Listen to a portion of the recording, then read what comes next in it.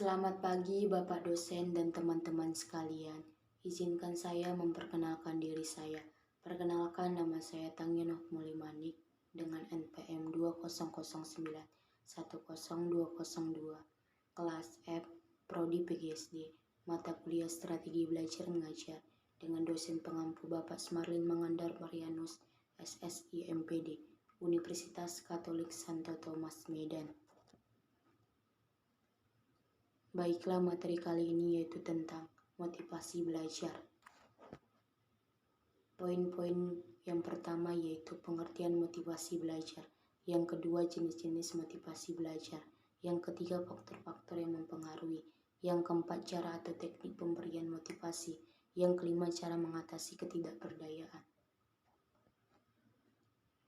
Baiklah, langsung saja kita masuk ke topik yang pertama yaitu pengertian. Motivasi belajar merupakan dorongan yang timbul balik dari dalam maupun dari luar diri siswa yang mampu menimbulkan semangat dan kegairan belajar serta memberikan arah pada kegiatan belajar sehingga tujuan yang dikehendaki oleh subjek belajar itu dapat tercapai.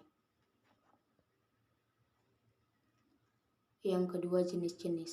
Yang pertama, motivasi belajar intrinsik. Motivasi intrinsik adalah motivasi yang berasal dari diri siswa sendiri untuk belajar.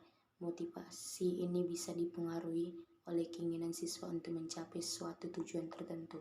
Misalnya berprestasi, masuk sekolah favorit, masuk perguruan tinggi favorit, membanggakan kedua orang tua, dan sebagainya.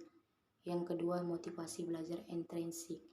Motivasi intrinsik adalah motivasi yang berasal dari luar, misalnya lingkungan. Contohnya, motivasi intrinsik adalah iming-iming hadiah dari orang tua jika berprestasi, mengikuti sarana atau nasihat dari guru, dan sebagainya.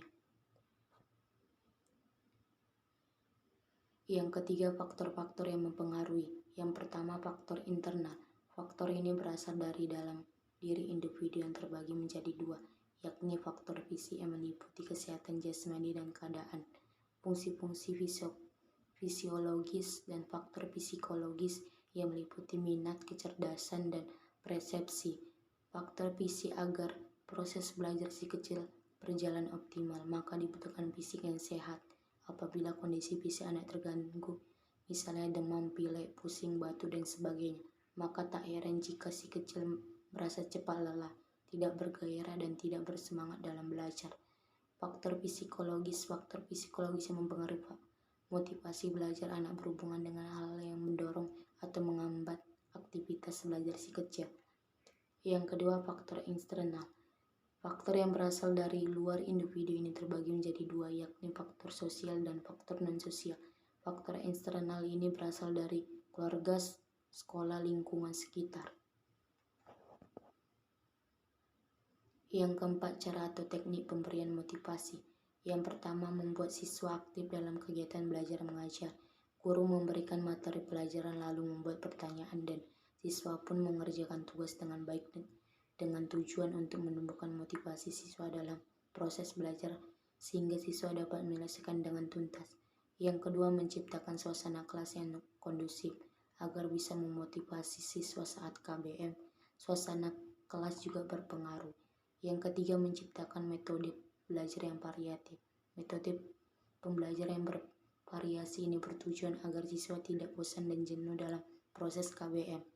Tujuannya agar siswa selalu termotivasi dalam kegiatan proses pembelajaran, contoh dan sebagainya, agar siswa termotivasi akan belajar dan selalu ingin menjadi yang terbaik.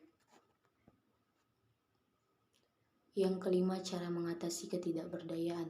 Yang pertama, guru pembimbing dapat memberi informasi, penjelasan serta dengan contoh-contoh yang tentang pentingnya belajar, kemajuan-kemajuan yang dapat dicapai dengan belajar, orang-orang sukses karena rajin dan giat belajar. Yang kedua, memberikan pujian, ganjaran, ataupun hadiah bagi kelas, kelompok atau individu siswa yang berprestasi untuk membangkitkan motivasi belajar secara sederhana. Yang ketiga, memberikan penghargaan terhadap pribadi anak, karena setiap orang termasuk anak-anak ingin diterima dan dihargai. Demikianlah pemaparan materi ini saya sampaikan. Atas perhatiannya saya ucapkan terima kasih. Jangan lupa ya, like, share, komen, dan subscribe. Unika Smart, Unika Jaya.